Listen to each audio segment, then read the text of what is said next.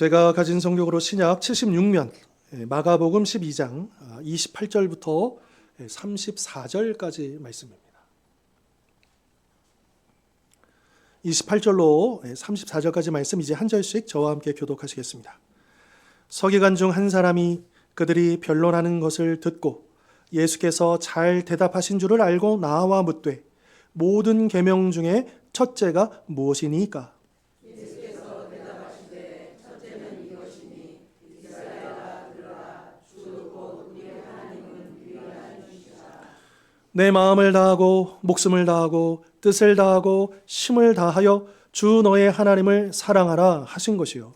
둘째는 이것이니 내 이웃을 내 자신과 같이 사랑하라 하시니라.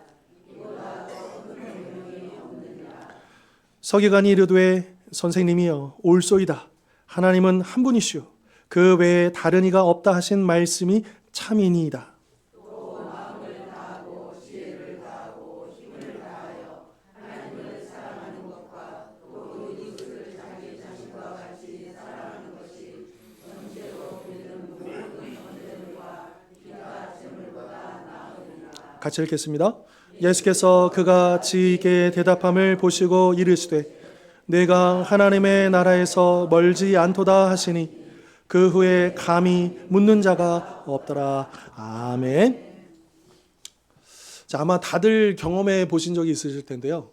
저도 이제 오늘 아침에 이제 와이셔츠를 입고 이제 단추를 끼는데 여러분 이 첫 단추를 잘못 끼게 되면 나머지가 어떻게 됩니까? 이게 그렇죠.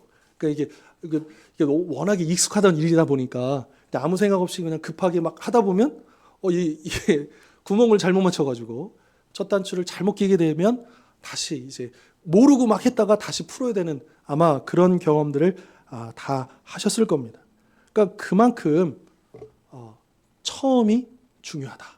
이 첫 번째가 굉장히 중요하다라고 하는 거죠. 자, 그래서 오늘 본문 28절 보시면요. 이 서기관 중에 한 사람, 이 사람은 이제 바리새인일 가능성이 높습니다. 이 한 사람이 예수님께 이런 질문을 하죠. 모든 계명 중에서 첫째가 무엇입니까? 그 첫 번째가 무엇입니까? 이제 이것을 질문을 하고 있다라고 하는 거죠. 그러니까 이 서기관은요, 굉장히 중요한 질문을 한 겁니다.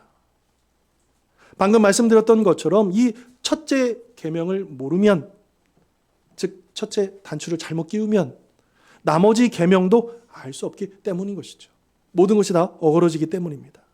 다시 말해서 이 첫 번째 계명이 모든 계명의 기본이고 기초다라고 하는 것입니다. 자, 기초가 흔들리면, 기본이 흔들리면 다 흔들리게 됩니다. 그렇지 않습니까? 그래서 공부하는 학생들도 뭐라고 얘기합니까? 기본을 잘 다져야 돼. 이 기본을 잘 안 다지면 아무리 열심히 해도 성적 오르기가 어려운 거죠. 근데 기본을 잘 다져야 자기가 그 기본기 위에다가 열심히 노력하고 수고해야 그만큼 성적이 오를 수 있는 것이고요. 여러분 운동선수들은 어떨까요? 마찬가지입니다. 이 프로야구 선수들, 프로축구 선수들, 프로라는 말을 쓰지만 여러분 그 사람들이요. 기본기가 결국은 그 사람들의 성장의 이 범위를 정하는 거예요. 그리고 또 이 선수들이 슬럼프에 빠지잖아요. 그러면 이 사람들이 제일 먼저 점검하는 게 뭔지 아십니까? 기본 자세. 그러니까 자기도 모르게 타성에 젖어서 그리고 자기 감만 믿고 그렇게 하던 동작 어떤 이런 것들을 다시 한번 점검해 보면서 나의 기본이 뭐지? 그로 돌아간다라는 거예요. 그러면서 이 슬럼프를 잘 극복하고 그 다음 그렇게 나아갈 수 있다라고 하는 거죠. 자, 그렇다면 우리 신앙생활은 어떨까요? 우리 신앙생활에 있어서도 기본기라는 게 있지 않겠습니까? 여러분, 우리 신앙에 있어서도 이 기본이, 이 기초가 잘 세워지지 않으면 우리가 영적으로 성장하기가 어렵다라고 하는 것입니다. 그러면 신앙생활의 기본 기초가 무엇이라고 생각하십니까? 네, 말씀. 또요. 기도요. 네. 그 밖에도 여러 가지가 이야기될 수 있겠지만 여러분 정말 우리 신앙의 기본 중에 기본은 기도와 말씀입니다. 기도하지 않는 그리스도인, 말씀 듣지 않는 그리스도인은 상상할 수가 없죠. 이 기도와 말씀. 아니, 기도와 말씀 없이 어떻게 우리 믿음이 자랄 수 있습니까? 교회를 오래 다녔다고 해서, 혹은 또 어떤 놀라운 기적을 체험했다고 해서, 또 혹시 교회에서 열심히 봉사하고 헌신했다고 해서 반드시 신앙이 성장하는 것은 아닙니다. 우리가 착각하면 안 돼요. 그것 때문에 우리가 성장하는 게 아니다라고 하는 거예요. 여러분, 평상시 우리 건강의 기본이 뭐라고 생각하십니까? 우리 한국 사람은 역시 무슨 힘으로 살아요? 밥심이잖아요. 예. 물론 우리가 밥만 먹고 사는 건 아니지만, 그런데 여러분 잘 돌아보면요, 우리는 매일 먹는 그 밥상의 그 밥은 별로 그렇게 특별하게 기억에 남지 않아요. 어디 아주 멋진 레스토랑 가서 아주 멋진 음식을 먹고 뭐 이런 거는 기억이 나요. 그런데 매일매일 그냥 어떻게 보면 지루할 수도 있고 그냥 그럴 수도 있고 아주 지극히 평범한 그 밥 먹는 거는 그렇게 특별히 기억에 남지 않죠. 근데 결론적으로요, 우리의 건강은요, 거기에서 지켜지는 거예요. 그러니까 특식은, 이 간식은 우리의 건강에 물론 도움이 되지만, 그러나 그것이 우리의 기본은 아니라는 거예요. 여러분, 우리 말씀 생활, 기도 생활도 그렇습니다. 여러분, 우리가 개인적으로 또 우리가 한 공동체 안에서 같이 기도하고 말씀 보고 이게 아무것도 아닌 것 같지만, 우리의 영적인 이 건강, 또 이 영적인 성장에 있어서 굉장히 중요하다라고 하는 거예요. 물론 때로는 우리가 이제 얼마 전에도 우리 강사 목사님 모셔서 우리가 처음 이제 개척한 다음에 이제 처음으로 이제 부흥회도 한번 해봤고, 또 우리가 요즘 어떻습니까? 마음만 먹으면 주변에 인터넷을 통해서는 모든 막 우리 접할 수 있는 게 참 많잖아요. 그것도 유익한 면이 있습니다. 그러나 뭐니 해도 여러분, 일단 하나님과 나 사이에 1대1로 그 개인의 골방에서 기도하고 말씀 보는 게 이게 가장 기본이라는 거예요. 그 기본 위에서 또 우리가 함께 모여서 한 공동체 안에서 같은 말씀을 듣고 또 합심으로 기도하고, 이게 우리 신앙생활이 굉장히 중요하다라고 하는 것이죠. 그래서 우리가 요즘에 내 신앙생활이 뭔가 정체되어 있는 것 같아. 내 마음이 좀 식어버린 것 같아. 뭐가 문제가 있는 것 같아. 그러면 반드시요, 기도와 말씀 생활을 점검해 봐야 한다. 어느새 형식적이고 습관적인 그런 기도 생활, 말씀 생활을 하고 있을 가능성이 높다라고 하는 것입니다. 그런 면에서 우리 성도님들 요즘 신앙생활은 어떠하십니까? 혹시 신앙이 흔들리고 계십니까? 아니면 그 신앙의 성장이 멈추고 나도 모르게 그 영적인 매너리즘에 빠져 있지는 않으십니까? 그 해답은 기본에서 찾아야 합니다. 기도와 말씀을 통해 하나님의 관계를 회복하지 않고서는 결코 새로워질 수 없다라고 하는 것입니다. 자, 서기관이 물었어요. 예수님, 모든 계명 중에 첫째가 무엇입니까? 자, 그런데 이것은요, 예수님 살아계셨을 이 당시에 모든 유대인들의 최대의 관심사예요. 화두예요. 뜨거운 감자예요. 그러니까 이 유대인들은 십계명, 또 모세 율법, 또 거기에 세부 조항까지 수백 개의 율법을 어떻게 하면 잘 지킬 수 있을까 고민하는 사람들 아닙니까? 그렇죠. 네. 그래서 심지어 손을 씻는데도 각도가 얼마고 손을 몇 번 집어넣고 이런 것까지 다 세세하게 규정해 놓고 말씀을 지키려고 했던 그런 사람들이었기 때문에 이 사람들은 그러면 이 수많은 계명 중에 뭐가 첫 번째지? 제일 중요하지?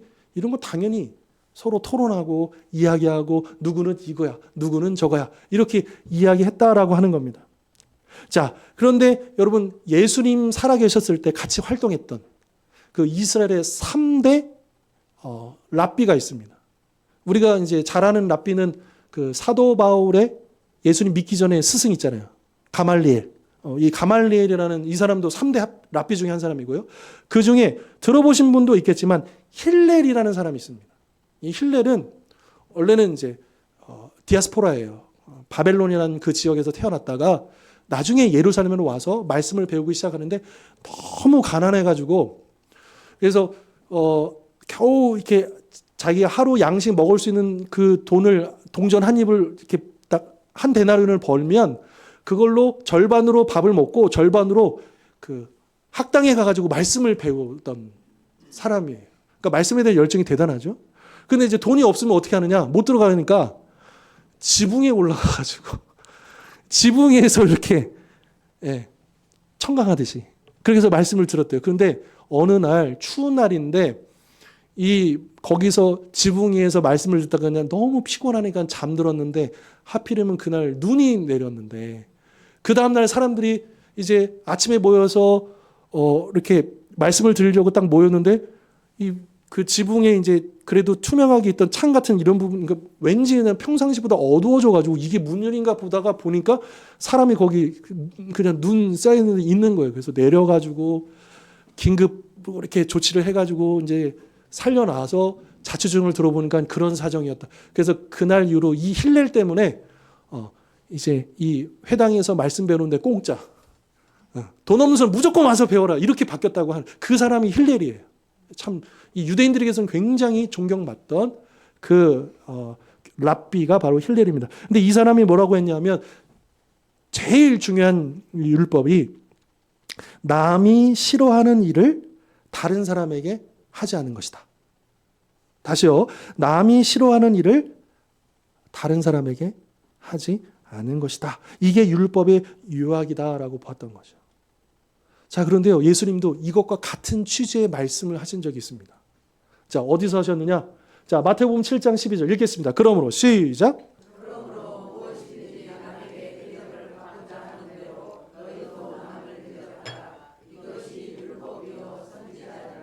아멘. 그리고 보통 이제 우리가 이거 황금률이라고 해가지고 교회를 안 다니는 사람들도요, 이 말씀을 알아요.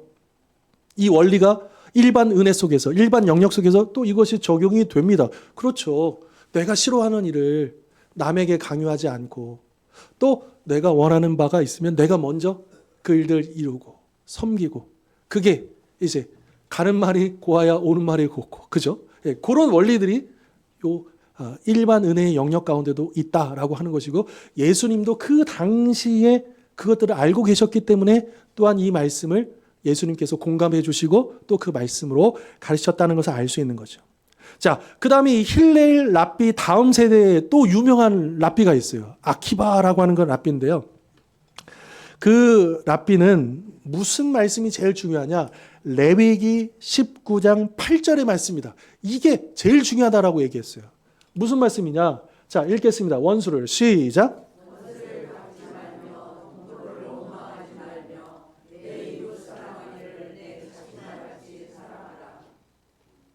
이게 이제 율법의 핵심이라는 거예요. 그런데 여러분 예수님 이제 사후에 가장 물론 다른 12사도들도 유명했지만 역시나 이제 우리에게는 바울 사도가 굉장히 유명하잖아요. 근데 바울 사도도요. 로마서에서요. 요거에 이 말씀을 인용해서 이렇게 정리를 하고 있습니다. 율법에 대해서. 자, 읽겠습니다. 피차 시작.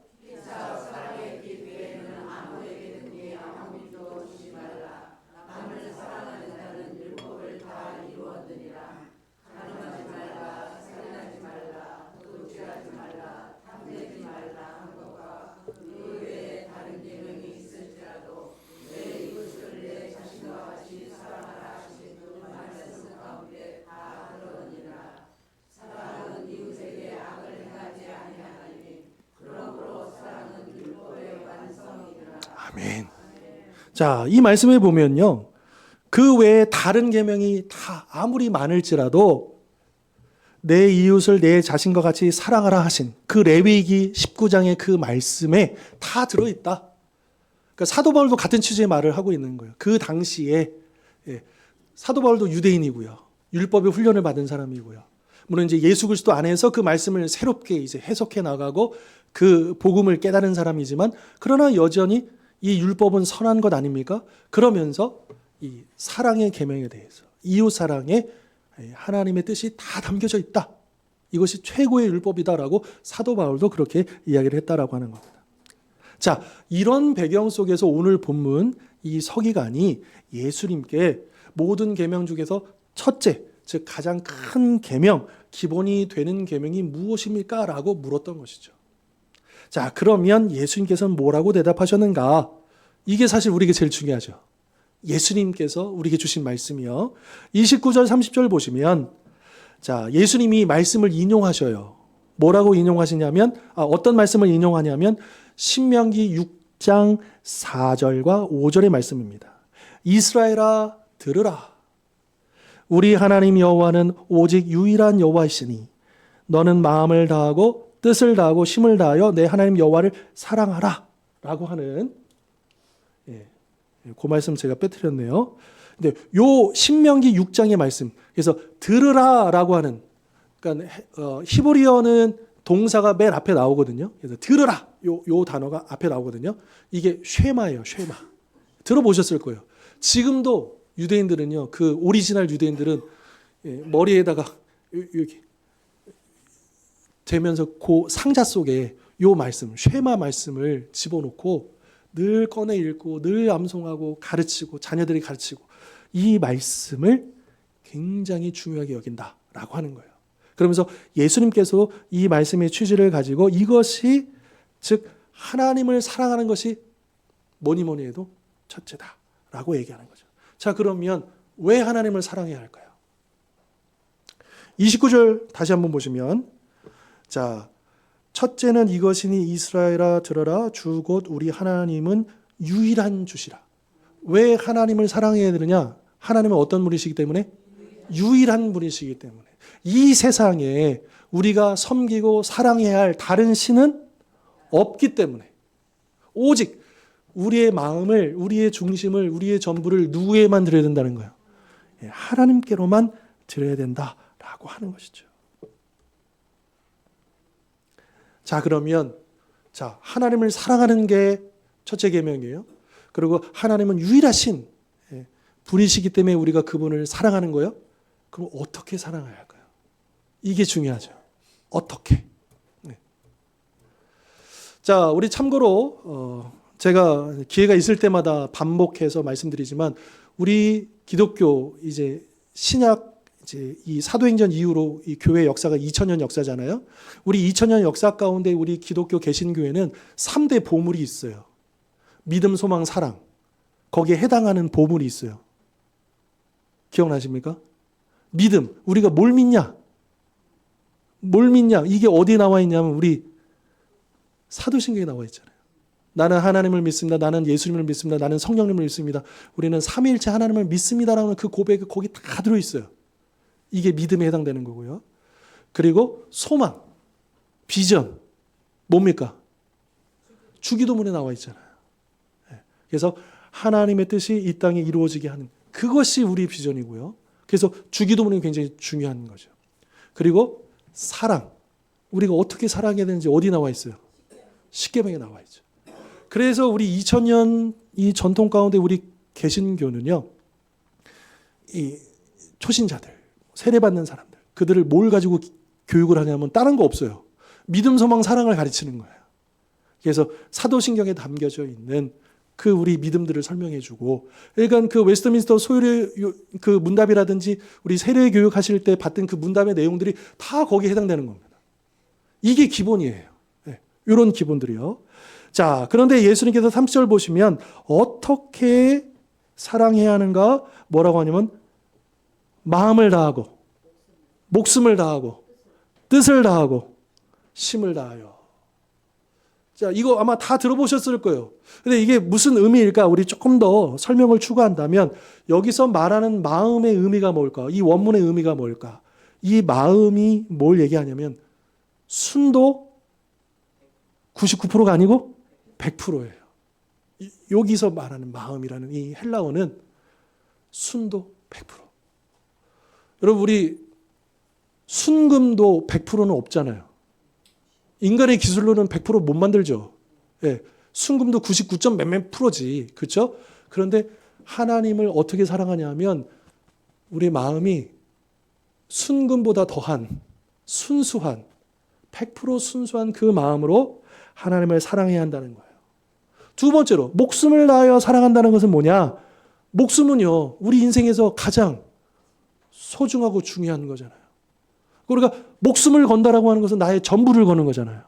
그러니까 우리가 하나님을 어떻게 사랑해야 되느냐? 나의 전부를 걸고 나의 목숨을 걸고 가장 소중한 그 마음으로 하나님을 사랑하시다. 자, 그러면 뜻을 다하여 사랑한다는 것은 무슨 의미일까요? 뜻을 다하여. 뜻. 그 말이에요. 덮어놓고 믿지 말고 맹목적으로 믿지 말고 읽고 믿으라는 거예요. 이해를 좀 하면서 읽으라는, 이게 말씀을 이해를 하고, 왜요? 하나님께서 우리에게 그 능력을 주셨기 때문에. 그러니까 우리 건강한 성도들은요, 물론 그게 무조건 나쁘다는 아니에요. 근데 그냥 우리가 쓸 것처럼 아멘, 아멘, 그게 형식화되지 않고 정말로 내가 이걸 기도하면서 이 말씀을 읽고 묵상하는 가운데 아, 이런 말씀이구나. 그렇게 하는 게 바로 뜻을 다하여 하나님을 사랑하는 것이다. 그리고 하나님을 사랑하는데 하나님의 이 말씀을 보는 둥 마는 둥 하면 되겠습니까? 또 보더라도 그냥 남이 이야기해 주는 대로 그냥 목회자들이 해석해 주는 대로만 거기만 머물면 안 되겠죠. 나 스스로가 성령님의 감동과 하심 가운데서 이 말씀을 읽어내고 또 깨닫고 또 그러면서 우리가 이제 목회자들의 도움을 받고 함께 이 말씀을 깨달아가는, 그러니까 지적인 면에 있어서도 우리가 하나님을 알아가야 된다라고 하는 것이고요. 그리고 마지막으로 힘을 다하여는 어떻게 하라는 거예요? 힘을 다하여. 나의 온 에너지 전부를 쏟아 넣으라는 거예요. 전부를. 최선을 다해 하나님을 사랑해야 된다. 자, 그러면 우리 성도님께 여쭤보겠습니다. 지금 하나님 사랑하십니까? 그럼 어떻게 사랑하셔요? 순도 100%? 하나님을 알아가기 위해서 말씀 한 자라도 더 듣기 위해서 그렇게 간절함으로 나의 모든 열정을 들여서요. 우리 이럴 수 있어요. 나에게 에너지 100이 있다면 집안일하는데 한 몇 프로, 직장생활하는데 몇 프로, 또 신앙생활하는데 몇 프로 이렇게 배분하면 지혜로운 거지. 아니요. 성경적으로는 그런 게 지혜로운 게 아니에요. 그건 합리적인 것도 아니에요. 신앙생활은 합리적인 게 아닙니다.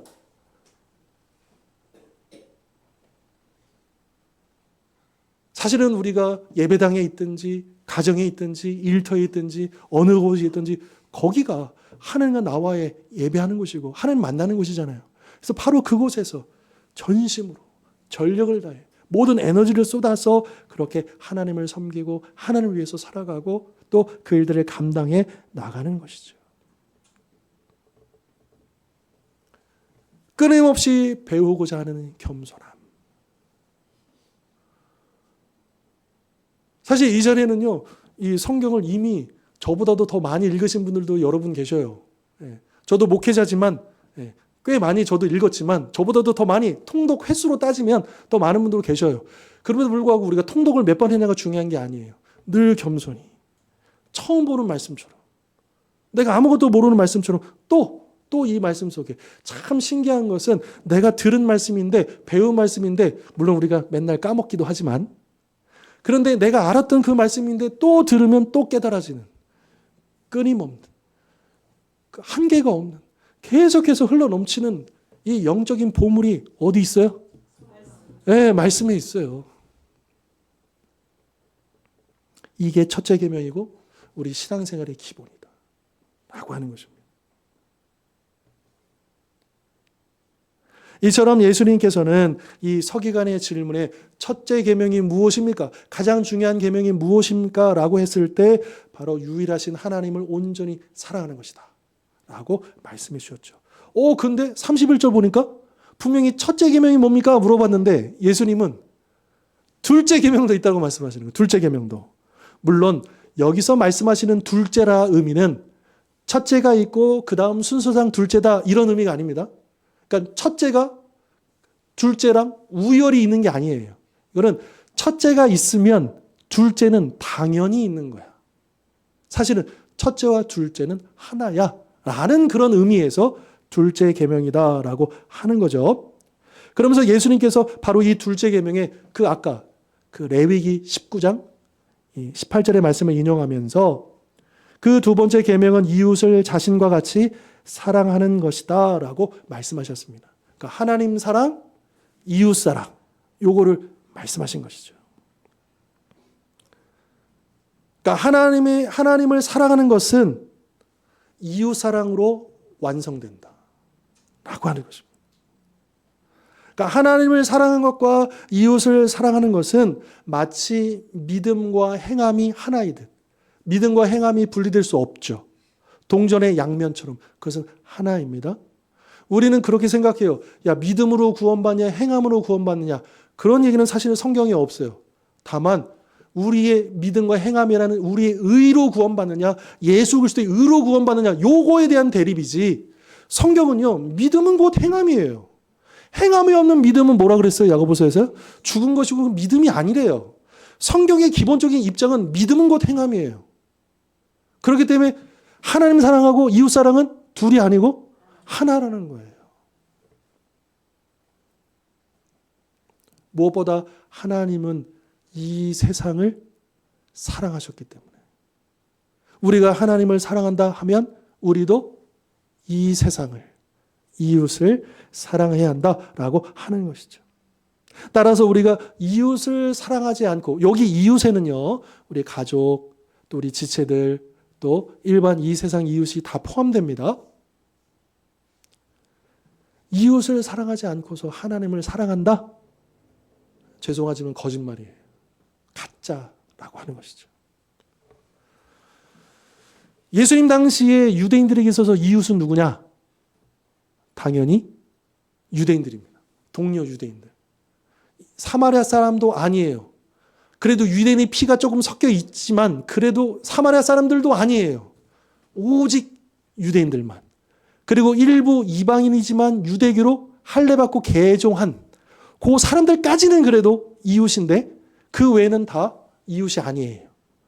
그러니까 유대인들은 그렇게 생각을 했어요. 근데 예수님은 어떻게 하시느냐?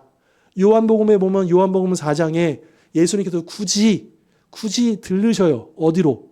수가성, 사마리아의 수가성. 그 여인을 굳이 만나러 가셔요. 원래는 유대인들은 글로 안 가요. 피해서 가는데 예수님은 그곳을 굳이 들려서 가시는데 사마리아 사람들을 찾아가십니다.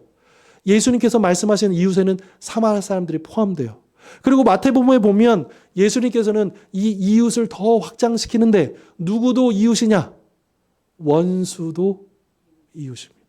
나를 해롭게 하고 나를 미워하고 나와 불편한 그 사람들까지 이웃이라고요. 이게 예수님께서 우리에게 말씀해 주신 이웃이다.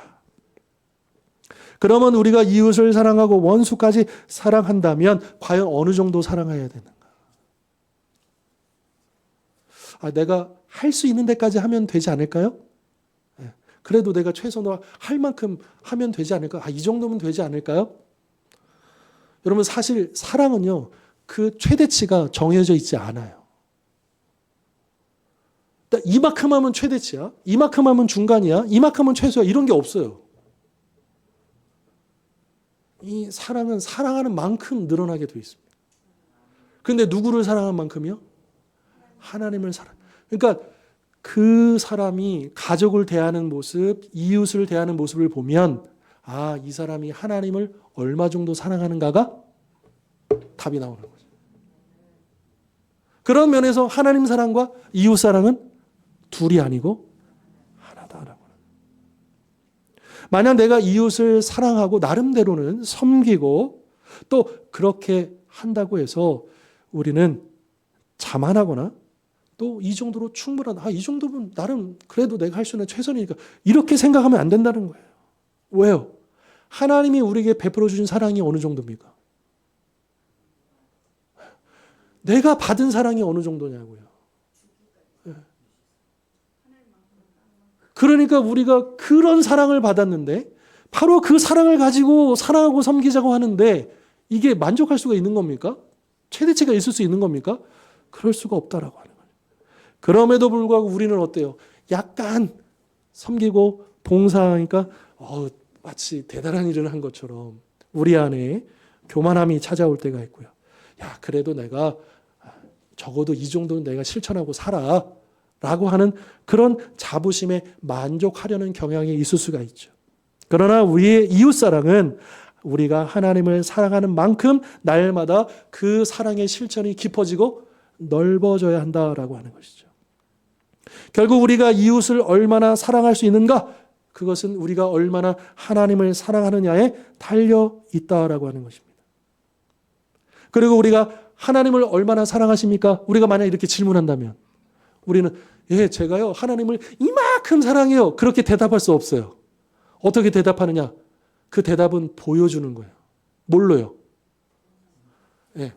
가족을 사랑하고 지체들을 사랑하고 이웃을 사랑하는 모습을 통해서 제가요 하나님을요 이렇게 지금 사랑하고 있어요 라고 답하는 거예요. 말로 저는요 하나님이 최고예요. 제일이에요. 이렇게 말로 하면 안 돼요. 이걸 어떻게 설명할 길이 없는데 있어요. 어떻게 설명해요? 우리 가족, 지체들, 이웃들을 사랑하는 모습을 통해서 내가 얼마나 하나님을 사랑하는지를 설명할 수 있다니까요. 하나님을 사랑하는 것 10계명 1에서 4계명에 포함되어 있죠. 이웃을 사랑하는 것 5에서 10계명에 포함이 되어 있습니다. 결국 10계명은요 사랑의 계명이에요. 율법의 목적도 바로 그 사랑에 있어요. 이러한 예수님의 대답을 들은 서기관은 32절 33절에서 옳소이다 박수쳤어요. 예수님의 말씀이 맞습니다. 거기에 동의하면서 하나님 사랑과 이웃 사랑이 모든 번제와 그 기타 제물보다 낫습니다 라고 고백하죠.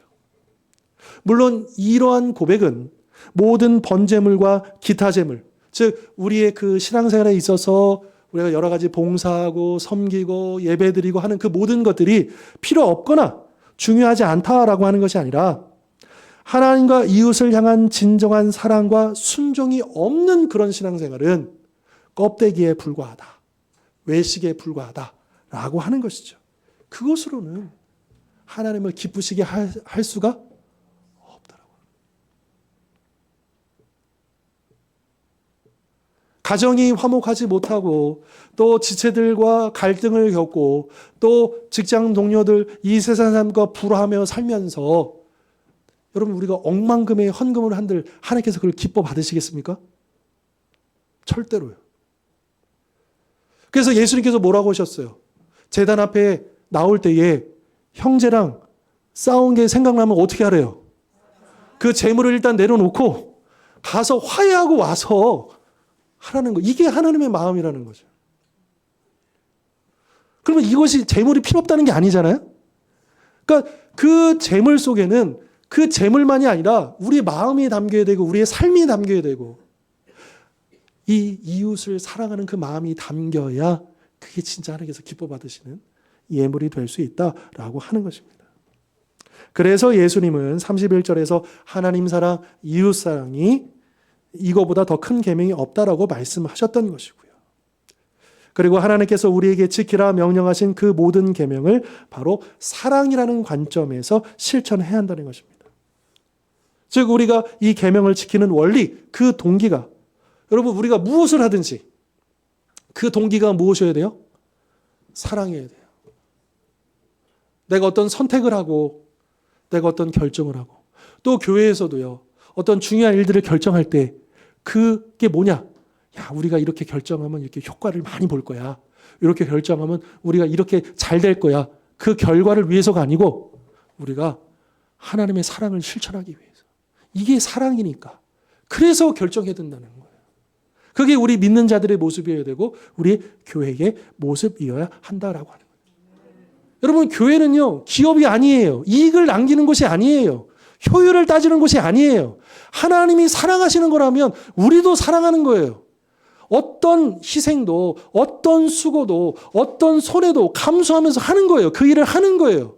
그게 사랑 아닙니까? 여러분 계산기 두드리면 그게 사랑이에요?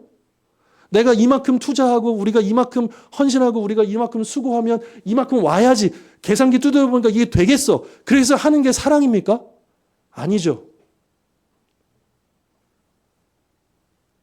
설령 내가 손해볼지라도 설령 이렇게 해서 나만 수고할지도 몰라서 나만 고생할지도 모르지만 그러나 사랑이기 때문에 하겠다는 거예요. 그게 우리의 동기가 되어야 한다라고 하는 것이죠.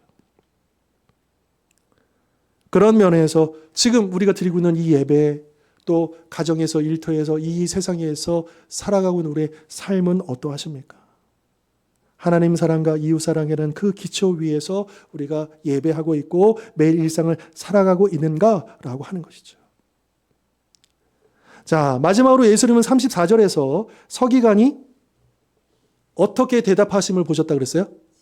지혜 있게 대답하심을 보시면서 너가 하나님의 나라에서 멀지 않도다 이렇게 칭찬하십니다. 그런데 여기서요, 여러분 지혜하면 야, 이 사람이 지혜롭게 말했네? 그러면 우리는 이렇게 생각하기 쉬워요. 야, 이 서기관이 똑똑하네? 여기서 말하는 지혜는 똑똑함을 얘기하는 게 아닙니다. 여기서 말하는 이 지혜는 뭐냐면 올바른 마음. 예수님께서는 이 서기관의 똑똑함을 보시는 게 아니고요. 이 서기관의 마음을 보시는 거예요. 이 마음이 얼마나 올바른가. 이 마음이 얼마나, 이 중심이 얼마나 깨끗한가. 이 당시에 이 서기관 말고도 수많은 종교 지도들이 많았잖아요. 그런데 우리가 다주는 않았지만 이 마가복음을 보면 예수님께서 11장 이후 예수님께서 예루살렘 성에 입성하시자마자 서기관들, 바리새인들, 사두개인들이 계속해서 태클 걸고 예수님의 말씀을 책잡습니다. 논쟁합니다. 예수님의 그 말씀을 자꾸자꾸 공격하고 비난하고 그 말씀을 받아들이지 않아요. 그런데 이 사람은요, 지혜롭다. 그런 면에서 올바른 마음으로, 삐뚤어지지 않는 마음으로 예수님의 말씀을 있는 그대로 받아들였다는 거예요. 그래서 예수님께서 너가 하나님 나라에 멀지 않다 라고 하는 칭찬을 했다라고 하는 거죠.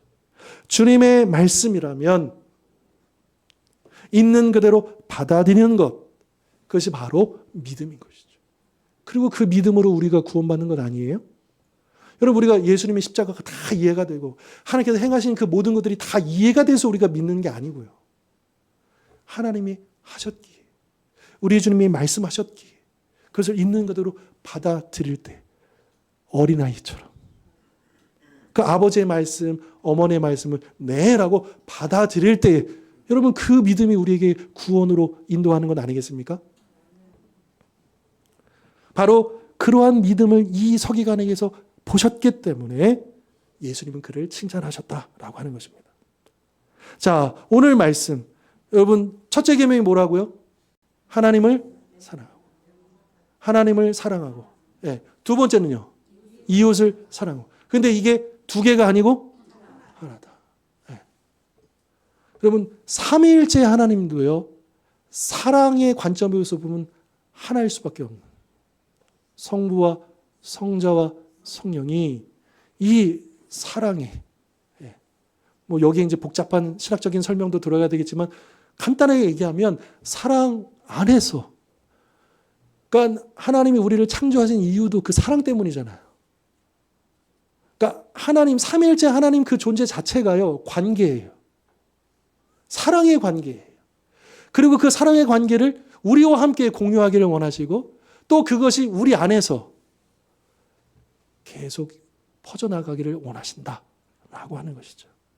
자, 이렇게 오늘 주신 이 말씀들처럼 모든 계명의 기본이자 하나님의 뜻의 핵심인 하나님을 사랑하고 이웃을 사랑하실 수 있기를 바랍니다. 마음을 다하고 목숨을 다하고 뜻을 다하고 힘을 다하여 온 마음 다해 하나님을 사랑하실 수 있기를 바랍니다. 또한 그 사랑으로 이웃, 곧 가족과 지체와 이웃 그리고 원수까지 사랑함으로써 하나님의 뜻이 하늘에서 이루어진 것처럼 이 땅에서도 그 뜻을 이루어가는데 귀하게 쓰임받는 우리 모든 성도님들 되실 수 있기를 주님의 이름으로 축원합니다. 기도하겠습니다.